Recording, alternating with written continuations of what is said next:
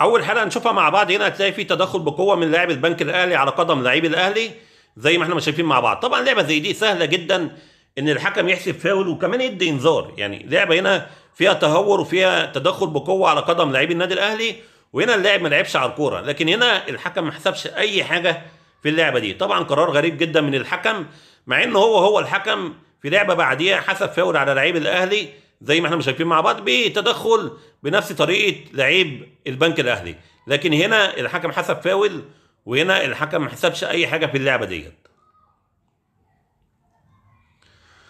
نروح للحاله اللي بعديها، هنا فاول لصالح النادي الاهلي. هنشوف مع بعض، هنا هتلاقي فيه التحام بالقدم، وطبعا هنا الالتحام موجود والفاول سليم، وده الفاول اللي النادي الاهلي سجل منه الهدف الاول. نروح للحاله اللي بعديها، وهنا فاول على حارس مرمى النادي الاهلي. هنشوف مع بعض، هنا هتلاقي اللاعب بيستخدم اليد مع لعيب البنك الاهلي. طبعا اللعبه دي بره منطقه ال 18، لكن هنا طبعا الفاول سليم وقرار الحكم قرار سليم. نروح للحاله اللي بعديها، هنا فاول لصالح الاهلي. هنشوف مع بعض هتلاقي فيه التحام بالقدم، وطبعا هنا الالتحام موجود والفاول سليم. نروح للحاله اللي بعديها، هنا كان لاعب البنك الاهلي بيطلب بضربه جزاء. شوف مع بعض كده هل في مسك او في استخدام باليد من لاعبي النادي الاهلي. شوف مع بعض، هنا طبعا دي الزاويه الاقرب اللي اتعادت في المباراه. هنلاقي هنا اصلا لعيب الاهلي هو اللي واقع على الارض ولعيب البنك الاهلي لعب الكره، فطبعا يعني ما فيش اي صوره توضح كان في شد قبلها ولا لا، لكن الواضح قدامنا ان لعيب الاهلي هو اللي وقع، فهنمشي مع قرار الحكم. طبعا قرار الفار برضو اكد ان ما فيش ضربه جزاء، نمشي مع قرارهم ونقول ان ما فيش ضربه جزاء. نروح للحاله اللي بعديها، وهو الهدف اللي اتلغى لفريق البنك الاهلي. هنشوف مع بعض لحظه لعب الكره، هتلاقي طبعا لعيبه البنك الاهلي في وضع تسلل ومش محتاجه اي خطوط، اللاعب متقدم بنسبه كبيره، فطبعا هنا قرار الحكم ان ما في ان الهدف يتلغي قرار سليم.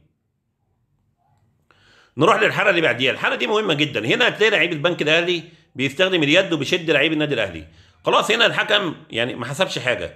شوف برضو تكمله اللعبه، هنا هتلاقي الاثنين لعيبه بيستخدموا الايد، يعني برضو هنا التحام طبيعي ما بينهم هما الاثنين.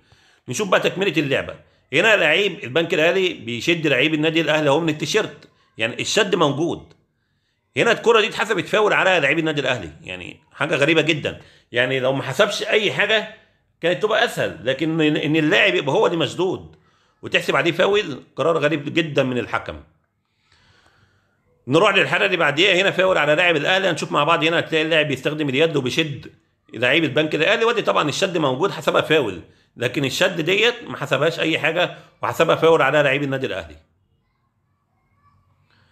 نروح للحاله اللي بعديها، هنا لمسه يد على لعيب البنك الاهلي، لكن هنبص مع بعض كده لاعب البنك الاهلي يعني فارد اليد، يعني هنا في تعمد، وطالما في تعمد ان انت تستخدم اليد في الكوره يبقى لازم يبقى معاه انذار، لكن هنا الحكم حسب لمسه يد بدون انذار.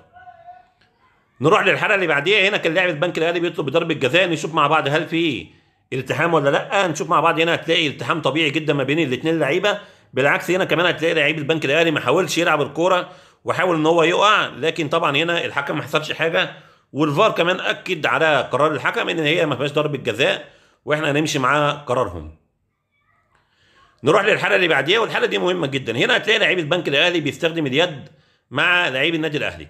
طالما هنا في استخدام اليد ولعب بدون كره او ضرب بدون كره، لازم الفار يتدخل، لان هنا انت اللاعب فيه تعمد ان هو يضرب لعيب النادي الاهلي والضرب في الوش، طبعا هنا التعمد موجود، كان لازم الفار يتدخل في لعبه زي دي، لكن هنا الفار ما اتدخلش والحكم ما حسبش اي حاجه في اللعبه ديت.